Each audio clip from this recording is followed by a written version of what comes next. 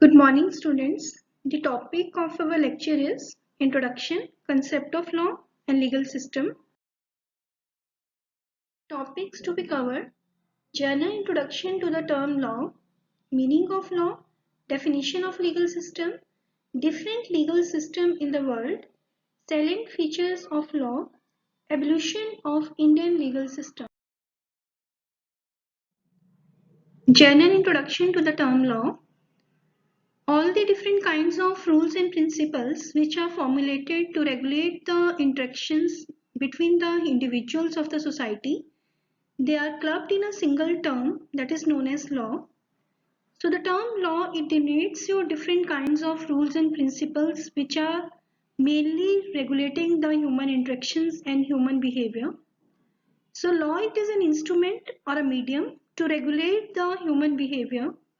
It is a comprehensive term, it is a broader term which includes your statutes, acts, rules, regulations, your judgment, decree and orders which are passed by the court in the form of precedent.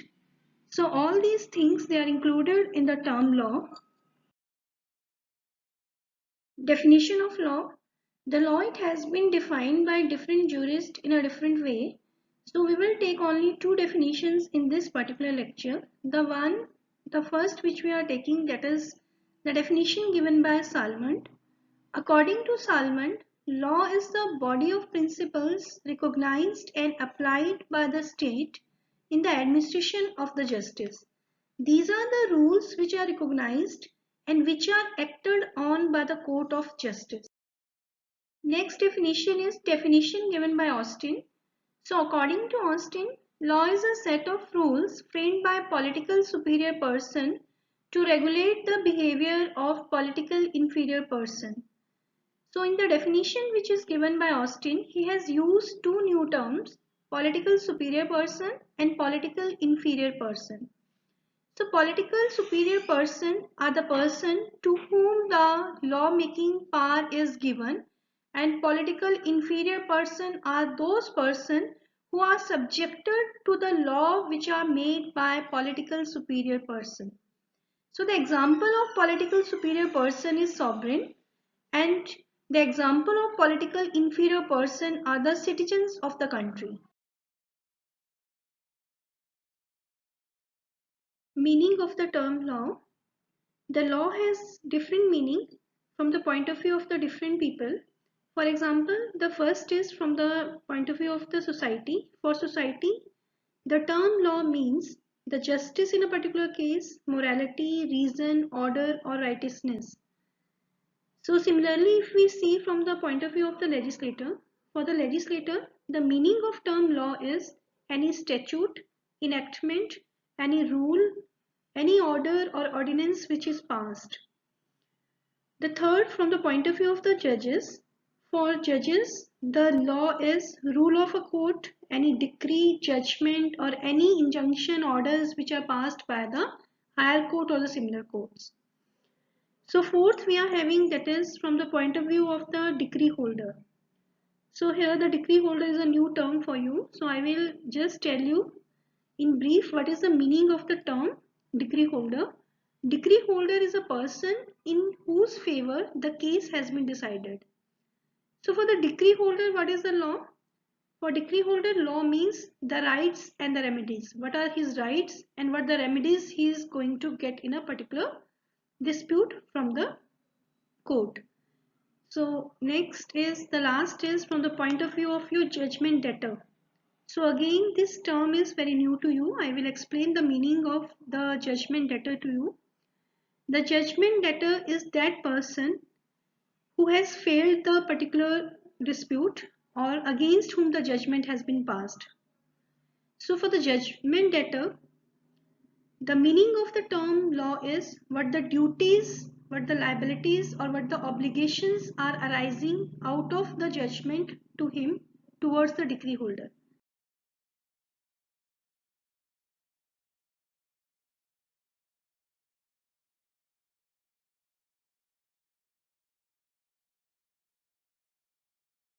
What is the legal system? Legal system is actually the set of the law of a particular country, and the way or the process by which they are interpreted, the law is interpreted, and how they are enforced. So it is a set of law of a country and the way in which that particular law it is interpreted as well as enforced. So the next we have different types of the legal system in the world. So in the world we are having only 5 types of the legal system. So the 5 types of the legal system which are recognized, these are the civil legal system, common legal system, customary legal system, religious legal system, and the last is a mixed legal system. So the civil legal system is that form of the legal system which is primarily having only one source of law, and that is the enactment. The legislator is the main source of the law in the civil legal system. So the second type of the legal system is the common legal system. The common legal system, it is based upon the judge-made law, and the only source of the law it is the decisions which are given by the higher courts. The third is customary legal system. The customary legal system, it is the outcome of the traditions and the customs which are followed by the society or the particular tribes, and only these customs and the traditions they give rise to the rules which are having obligatory forces in these society. The fourth is religious legal system. The religious legal system is the outcome of the religious traditions as well as the religious text a particular society is having. And the last type of the legal system, it is the mixed legal system. The mixed legal system is that legal system in which the law is the outcome of different sources of the law, such as there will be the enacted laws also, there will be the legislation also, there will be the judicial precedent as a source of law. The custom and tradition of the society, it is also acknowledged as a source of law, as well as some part of the law that is also based upon the religious text. So now we will discuss civil legal system. What are the salient features of civil legal system? So civil legal system term, it is derived from the Latin word jus civil. The civil legal system is having the origin in the Rome society, the Roman law. So in the Rome, the law it is divided into two parts, jus civil and jus gentium. Jus civil is that part of the law which is applicable to its own citizens and in which all the rights and obligation relating to the personal interaction it is formulated. So the civil legal system is derived from the Roman system, and the basis of the law or the primary source of the law in case of civil legal system is the legislation. It has the written constitution and specific civil codes are there which elaborates the rights and obligation of the particular people of the country. The only binding power is there of the legislative enactment. No other source of law it is recognized in the civil legal system. The binding power it is there with the legislative enactment only. So the next is types of civil legal system. There are 4 main types of civil legal system: French civil legal system, German civil legal system, Scandinavian civil legal system, Chinese civil legal system. So the first is French legal system. The French civil legal system, it is prevalent in France, Italy, Spain, and the greater emphasis it is given on the statute instead of the case laws. The second is German civil legal system. The German civil legal system, it is present in Germany, Switzerland, Japan, South Korea, Austria. It is based upon a comprehensive compendium of the statute. The number of the statutes are there, and all these statutes collectively formulate the German legal system. The third is Scandinavian legal system. The Scandinavian civil legal system, it is present in Denmark, Norway, Sweden, Finland, and Iceland. It is also known as Nordic law, and it is similar to the other civil legal systems that it is based upon the number of the enactments. Now the last we are having Chinese legal system. The Chinese legal system, it is a mixture of the civil legal system as well as socialist law. So the next type of the legal system is common legal system. So what are the main features of common legal system? The common legal system, it is the law of court. The countries which are having the common legal system, they are not having the written constitution always, as well as the codified laws, they are also absent. The judicial decisions, they are only binding in these countries. The unwritten law is there, and only the judge-made law is having the supremacy. So some of the countries which are having the common legal system, they are Ireland, England, Australia, New Zealand. The next type of legal system is customary legal system. The main feature of customary legal system is the source of law in this type of legal system is custom, norms, or the practices which are followed by the group of people for a particular large period of time. It is also known as traditional legal system, and mainly it is unwritten, it is in the oral form, and it always differs from the tribe to tribe as well as society to society. The customary legal system is not having any one particular shape, and it differs from the society what type of custom they are having. So the customary legal system, it's going to be different from one country to the other country. Religious legal system. The main features of religious legal system is the main source of law in this type of legal system is religious traditions, practices, as well as the religious text.